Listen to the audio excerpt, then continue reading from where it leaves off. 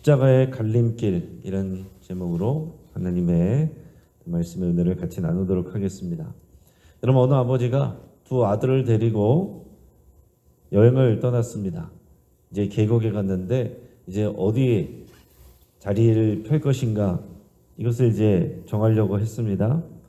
그래서 아이들에게 어디다가 텐트를 치면 좋겠는지 한번 찾아보라고 그랬습니다. 그랬더니 큰아이가 바위 근처로 달려가면서 이렇게 말했습니다. 아버지, 여기가 좋겠어요. 그랬더니 작은아이가 이렇게 대꾸했습니다. 아버지, 아니에요. 거기는 경사가 져서 안 좋아요. 그리고는 작은아이가 또 소나무 밑을 보면서 가리키면서 말했습니다. 아버지, 차라리 여기가 좋겠어요. 그랬더니 이번에는 큰아이가 고개를 저으면서 아니에요. 거기는 송충이가 있어요. 그래서 더 나은 곳을 찾기 위해서 이 두 아이는 더 높은 곳으로 올라갔습니다. 이번에는 큰아이가 물가를 가리키면서 말했습니다. 아버지, 여기가 어떨까요? 그랬더니 작은아이가 이렇게 말했습니다. 아까 그 바위 근처만도 못한 걸. 그래서 그들은 다시 맨 처음 그 자리로 돌아왔습니다. 그러나 바위 위 자리도 소나무 아래 자리도 벌써 다른 사람들이 차지해 버렸습니다. 그러니까 이번에 아버지가 아이들한테 말했습니다. 얘들아, 똑똑히 들어둬라. 더 나은 것은 더 나은 마음만이 선택할 수 있단다. 그러니까 아이들이 물었습니다. 더 나은 마음이란 게 어떤 마음이에요? 장점을 크게 보고 단점을 감싸 안으면서 선택하는 것이란다. 여러분, 우리가 그렇습니다. 우리가 완전한 것은 없고 완벽한 것은 없습니다. 우리가 선택할 때 어떤 기준으로 우리가 선택을 하십니까? 여러분, 인생은 우리가 선택의 연속이라는 말들을 하죠. 순간의 선택이 10년뿐만 아니라 평생을 갈 수 있습니다. 더 나아가서 영원을 결정할 수 있습니다. 보다 나은 선택, 우리에게 중요한 일이지만은 그러나 생과 사를 가르는 선택이라고 한다면은 그것은 더욱 신중하고 확실하게 결정해야 됩니다. 이 고난 주간에 예수님은 목요일 저녁 식사 후에 밤중에 성전 경비대에게 체포당하셨습니다. 또 빌라도 총독에게 보내졌다가 또 헤롯 왕에게 보내주셨습니다. 헤롯 왕은 예수님을 만나고서도 흥미를 느끼지 못하고서 예수님을 다시 빌라도에게 보냈습니다. 그래서 예수님은 결국 금요일 날 오전 9시에 십자가에 달리시고 6시간 후인 오후 3시에 숨지시게 됩니다. 이 십자가형은요, 보통 일주일에서 길게는 보름까지도 매달려서 완전히 진이 다 빠져서 죽게 되는 아주 끔찍한 사형 제도입니다. 그런데 예수님은 6시간 만에 돌아가셨어요. 그래서 이거 가지고서 예수님이 진짜 죽은 게 아니다, 이렇게 주장하는 사람들도 있었거든요. 그러나 예수님은요, 밤새 신문을 받으셨습니다. 그리고 로마 군인들에게 채찍질도 심하게 당하셨기 때문에 다른 사람들보다 더 이른 시간 안에 숨지신 것입니다.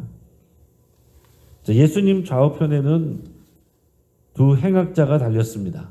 성경에는 단순히 강도 또는 행악자 이렇게 나오는데, 학자들은 이 사람들이 아마도 로마의 반기를 든 유대 반란군이나 열심당 계열의 어떤 무장 저항군이었을 것이다, 그런 가능성이 있다, 이렇게 생각하기도 하고 주장하기도 합니다. 왜냐하면 로마 시대의 십자가형은요, 단순 절도범보다는 체제에 반항하는 자 또는 반역자에게 흔히 내려지는 그런 중대한 사형 제도였기 때문에 그렇습니다. 동일한 시간 골고다 언덕에 세워진 십자가에는 죽어가는 운명은 같았지만은 전혀 다른 삶의 선택을 맞이하는 사람들이 나옵니다. 그들의 인생은 구원과 멸망으로 나누게 돼요. 한 행악자는 예수님을 비방을 했습니다. 오늘 본문의 39절 말씀 같이 읽겠습니다. 달린 행악자 중 하나는 비방하여 이르되 내가 그리스도가 아니냐, 너와 우리를 구원하라 하되. 자, 그는 예수님을 향해서 네가 그리스도가 아니냐, 너와 우리를 구원하라, 이러고 외쳤습니다. 여러분, 이것은 예수님을 인정하는 태도가 아니죠. 네가 그리스도이거든, 이거는 믿음의 고백이 아닙니다. 예수님을 비방하고 또 원망하는 태도이고 심지어 더 나아가서는 멸시하는 태도입니다. 그러나 다른 편 행역자는 전혀 다른 태도를 취했습니다. 40절에서 43절까지를 같이 읽겠습니다. 하나는 그 사람을 꾸짖어 이르되 네가 동일한 정죄를 받고서도 하나님을 두려워하지 아니하느냐. 우리는 우리가 행한 일에 상당한 보응을 받는 것이니 이에 당연하거니와 이 사람이 행한 것은 옳지 않은 것이 없느니라 하고 이르되 예수여 당신의 나라에 임하실 때에 나를 기억하소서 하니 예수께서 이르시되 내가 진실로 내게 이르노니 오늘 내가 나와 함께 낙원에 있으리라 하시니라. 아멘. 이 사람은 예수님을 비난한 그 행악자를 꾸짖었습니다. 네가 동일한 정죄를 행하고서도 하나님께 두려움을 느끼지 않느냐? 우리는 우리가 행한 일에 대한 상당한 보응을 받았지만은 이분은 행한 것이 옳지 않은 것이 없느니라. 이 사람은 자신이 받는 형벌을 받아들였습니다. 자신의 죄를 인정했습니다. 그리고 더 나아가서 예수님을 향한 믿음의 태도를 보였어요. 그는 예수님이 단지 의로운 분이다, 착한 분이다 그런 정도를 말한 게 아닙니다. 더 나아가서 하나님 나라에서 나를 기억해 주십시오 이렇게 말했습니다. 예수님을 자신의 운명을 책임질 수 있는 하나님 나라의 주인으로 이렇게 고백하는 거예요. 그래서 고통스러운 순간임에도 불구하고 예수님께 자신의 생명을 맡깁니다. 예수여 당신의 나라에 임하실 때에 나를 기억하소서. 여러분 죽음 앞에서 고백하는 게 진짜 우리의 믿음의 고백입니다. 우리가 편안할 때, 우리가 즐거울 때는 또 교회 안에서 만날 때는 누구나 다 믿음이 있는 것 같지만 정말로 어려움 앞에서, 위기 앞에서, 그리고 죽음 앞에서 고백하는 게 진짜 우리의 믿음의 고백이에요. 성경에는 이 두 강도의 이름이나 구체적인 정보가 나오지 않습니다. 하지만 이 초대교회 전승이나 또 외경 또는 민간 전설을 통해서 추정되는 이름들이 있고 이야기가 있습니다. 이 동방정교회와 이 가톨릭교회에서는 이 회개한 자의 이름이 디스마스라고 이렇게 소개합니다. 이 사람은 예수님의 오른편에 달렸다고 그렇게 전해져 오고 있어요. 반대로 왼편에 달린 또 예수님을 비난했던 사람의 이름은 게스타스라고 이렇게 전해집니다. 예수님께 회개한 이 디스마스는요, 나중에 카톨릭 교회에 의해서 성인으로 추대가 됩니다. 그래서 이 디스마스는 예수님의 오른편에 달린 디스마스라는 사람은 회개의 성자, 강도의 수호성인 이렇게 지금도 기념되고 있습니다. 몇몇 전승에서는요, 이 디스마스가 아기 때 예수님과 만난 적이 있다. 또 이런 이야기도 전해지는 게 있습니다. 그래서 한 전설에 따르면 예수님이 아기 때 태어나서 이 어머니 마리아와 아버지 요셉이 이집트로 피난할 때에 그때 이 디스마스의 가족이 만나게 되고 또 예수님 이 가족을 도와준 적이 있다. 그런 이제 전설이 내려오는 내용도 있습니다. 중세 미술에서 보면 이 오른편 강도 디스마스는 얼굴이 빛나고 하늘을 바라보는 모습으로 보통 묘사가 되고 또 왼편 강도 게스타스는 표정이 어둡고 또 고개를 떨구면서 지옥을 암시하는 그런 모습으로 자주 묘사됐습니다. 또한 이 말씀은 그리스도인의 구원이 행위가 아니라 믿음으로 주어진다는 교리를 설명할 때 십자가 예수님 좌우편의 사람들 이야기가 자주 사용이 됩니다. 저도 평상시에는 신앙생활을 잘 못하시다가 이제 병중에 또 복음을 받아들이시게 되거나 또 예수님을 믿게 되는 경우에 또 이 말씀을 종종 전하기도 됩니다. 우리가 평생 예수님을 온전히 믿지 못했으나 그러나 십자가 옆에 있던 한 강도가 그 예수님 앞에 이 순간적으로 고백하고 그게 진짜 자신의 믿음의 고백이었을 때에 예수님께서 오늘 내가 나와 함께 낙원에 있으리라 구원받았습니다. 이렇게 말씀을 전하기도 하거든요. 여러분 우리는 행위가 아니라 믿음으로 구원받습니다. 그러나 그렇다고 이것을 악용하면 안 돼요. 어떤 사람들은 그러니까 내가 하고 싶은 대로 다 놀다가 죽기 전에 딱 예수님 믿어야지. 그런 사람들이 있습니다. 또 그런 사람들 부러워하는 사람이 있습니다. 그럼 부러워할 일이 아니에요. 우리가 구원받는 것은 감사한 일이지만은 그러나 이 땅 가운데서 구원 이후에 우리의 행위가 중요하고 삶이 중요한 것입니다. 우리의 삶을 통해 하나님께서 우리에게 상급을 주십니다. 구원은 받을 수 있지만 여러분 이 강도는 이 행악자는 하나님께 받을 상급은 없습니다. 그러니까 여러분 우리는 믿음으로 구원을 받았을 뿐만 아니라 하나님 앞에 갈 때까지 우리가 남은 인생을 하나님의 말씀에 순종하고 그 사명에 우리가 헌신하여서 하나님 앞에 그 칭찬과 명성과 존귀와 영광을 받아야 됩니다. 그것을 여러분 사모하셔야 돼요. 우리는요 순간마다 선택을 하게 됩니다. 인간은 동물과 다르게 의지가 있습니다. 그래서 우리의 감정과 반대되는 그런 결정을 할 수가 있어요. 우리 기분대로 감정대로 자존심대로 하면은 이렇게 하고 싶지만 우리의 의지가 있어서 옳은 정답을 생각하고 그쪽을 향해서 갈 수 있는 게 사람이다 하는 얘기입니다. 이것이 하나님을 닮은 자유의지예요. 하나님께서 사람에게만 주신 그런 귀한 선물입니다.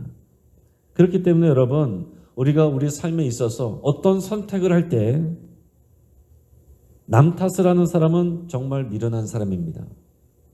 그러면 다른 사람들 또 환경들에 내 삶을 이끌려가도록 내버려 두는 거예요. 다른 사람들이 이런 일들을 했기 때문에 그 사람들이 이런 말을 했기 때문에 또 상황들이 그럴 수밖에 없기 때문에 남들도 다 그렇게 하기 때문에 내가 그렇게 한다. 그래서 나의 선택권을 다른 사람들에게 주는 것입니다. 우리가 끌려가야 될 분은 오직 성령님이세요. 성령님의 이끌림을 받으면서 우리가 우리의 의지로 우리의 믿음으로 우리의 태도를 우리의 가는 길을 결정을 해야 되는 것입니다. 그렇게 할 수 있어요. 우리는 우리의 믿음과 의지를 통해서 우리의 태도를 결정해야 되고 거기에 대한 책임을 우리가 받게 되는 것입니다. 오늘 본문에서 보면 왼편 강도는 마지막까지도 남 탓을 하고 있습니다. 그리고 예수님을 비난했습니다. 자신이 십자가에 달려 죽는 것이 다 남들에게 피해를 입은 것이다. 그 사람 때문에 저 사람 때문에 나는 피해자다. 이 생각을 하며 예수님을 비난하는 거예요. 그러면서 예수님께 당신이 그리스도라면 나를 구원해 보시오. 여러분 이것은 절대로 믿음의 말이 아닙니다. 여러분 우리가 우리 삶 속에서 이런 태도를 취하고 있는 적은 없습니까? 우리 현재 고통과 상처는 모두 다 다른 사람들의 잘못이고 다른 사람들의 책임이고 나는 온전히 피해자라는 생각을 갖고 있지 않습니까? 그러면서 하나님 앞에 기도할 때도 나를 구원해 보시오. 우리가 마치 주인처럼 그렇게 하나님 앞에 나아가고 또 대하지는 않습니까? 여러분 오늘 오른편에 있는 강도를 보십시오. 그는 어땠습니까? 자신의 잘못을 인정했습니다. 그 사람이라고 왜 억울한 일이 없겠습니까? 그 상황까지 오기까지 그 사람에게는 자기의 스토리가 있을 거예요. 그러나 그것을 말하지 않았습니다. 그는 그냥 자신의 잘못을 인정했습니다. 남을 원망하지 않았습니다. 그리고 예수님이 자신을 구원한 것이 마땅하고 당연한 것이라고 여기지도 않았습니다. 그저 예수님의 자비와 은혜를 구했습니다. 비록 눈에 보이는 현실은 가능성 제로였지만 이 오른편 강도는 눈에 보이지 않는 하나님 나라를 바라보고 소망했습니다. 예수여 당신의 나라에 들어가실 때 나를 기억해 주십시오. 나는 그럴 자격이 없지만 당신의 자비와 은혜를 구합니다. 이게 오른편 강도의 믿음의 태도예요. 여러분 우리가 죄에서 구원을 받는 것 순간의 선택입니다. 우리가 구원받는 것은 순간적으로 일어나는 일이에요. 하지만 우리는 하나님 나라에 이를 때까지 수많은 선택의 상황에 이르게 됩니다. 그때마다 오늘의 서사를 여러분 기억할 수 있길 바랍니다. 내 마음이 흘러가는 대로 우리의 삶이 흘러가도록 내버려 두지 마시기 바랍니다. 우리의 마음을 결정하는 것은 우리 자신이 하는 거예요. 기분 나빠서, 속상해서, 상처받아서 다른 사람들 때문에 내 삶이 그렇게 흘러가도록 내버려 둔 것은 우리 자신이라는 얘기예요. 똑같은 상황, 똑같은 환경에서도 눈에 보이는 현실에 매이지 않고 눈에 보이지 않는 하나님의 나라를 소망할 수 있기를 주의 이름으로 축복합니다. 여러분, 우리 입술에서 원망과 비난을 제거하시고 회개와 소망과 은혜를 구하는 겸손한 말로 채울 수 있기를 바랍니다. 불구자가 된 두 청년에 관한 이야기가 있습니다. 한 청년은 축구도 잘하고 레슬링, 권투 등 만능 선수로 알려진 운동선수였는데요. 이 청년이 1979년에 권투 시합 중에 또 부상을 당해서 하반신을 못 쓰는 불구가 되는 사고를 당하게 됩니다. 그의 담당 의사는 몇 년 동안 훈련을 받고 보조기를 쓰면 혼자 걸을 수 있다 이렇게 얘기를 했습니다. 근데 그는 1982년에 친구들에게 산에 데려가 달라고 부탁한 후에 잠깐 혼자 있고 싶다 이렇게 말하고 숨겨온 권총으로 자살을 했습니다.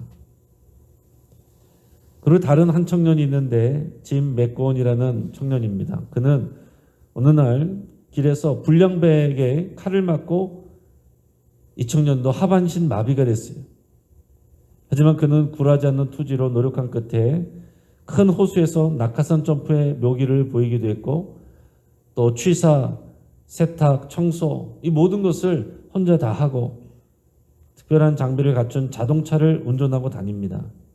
그리고 그는 스포츠에 관한 3권의 사진집을 내기도 하는 등 적극적인 삶을 살고 있습니다. 똑같이 하반신 마비가 되는 그런 사고를 당했지만 한 명은 죽음을 선택했고 한 명은 생명을 선택했습니다. 심지어 제가 예전에 장애인 올림픽 경기를 본 적이 있는데 탁구 경기였어요. 근데 정말 놀란 것은 어떤 선수가 탁구를 치는데 탁구 경기에 나왔는데 두 팔이 없는 거예요. 어떻게 탁구를 칩니까? 탁구채를 입에다 물고 시합을 하는 거예요. 근데 입으로 탁구를 치는데 잘하는 겁니다. 스핀까지 넣어요. 그걸 보면서 참 감동을 했습니다. 여러분, 우리는 날마다 십자가의 갈림길에 섭니다.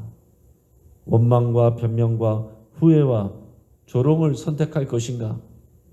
인정과 회개와 겸손과 믿음을 선택할 것인가? 이 땅의 삶이 전부인 줄로 알고 선택할 것인가? 보이지 않는 영원한 하나님의 나라를 바라보며 소망하며 선택할 것인가? 믿음으로 선택하시는 저와 여러분 되기를 주의 이름으로 축복합니다. 같이 한번 기도하겠습니다. 이런 시간 우리가 말씀을 붙잡고 함께 기도할 때에 우리 마음을 괴롭히는 후회, 원망, 연민, 비난, 불평 누구에게나 다 있을 수 있습니다. 누구 때문에 또 어떤 상황 때문에 여러분 그 모든 것을 오늘 이 시간 십자가에 못 박기로 결단할 수 있기를 바랍니다. 우리 주님은 이미 우리의 모든 수치와 고난과 죄의 짐을 지고 십자가에 달려 계십니다. 오늘 주님 앞에 날 위해 십자가에 계신 예수님을 바라보며 우리 안에 있는 모든 부정적인 것들, 우리 안에 아픔과 슬픔과 상처까지도 십자가 앞에 내려놓는다고 주님 손에 맡긴다고 그렇게 고백할 수 있길 바랍니다. 더 이상 내가 그런 부정적인 생각과 과거에 끌려다니지 않도록 그렇게 여러분 끊어내기로 결단할 수 있길 바랍니다. 또 우리를 위해서 모든 고난과 수치와 모욕을 담당하신 예수 그리스도께서 우리 모든 아픔을 공감해 주시고 위로해 주십니다. 남들은 다 나를 몰라주는 것 같아도 우리 주님이 다 알고 계시고 우리를 붙들고 계십니다. 그 위로를 받고 다시 믿음의 자리에 서기로 여러분 결단할 수 있길 바랍니다. 우리의 믿음은 언제나 현재형이어야 되고 미래를 바라보는 것이어야 됩니다. 과거에 머물러 있으면 안 됩니다. 추억으로 남아 있으면 안 됩니다. 오늘의 믿음으로 우리가 살아가는 것이고 내일을 바라보면서 살아가는 것입니다.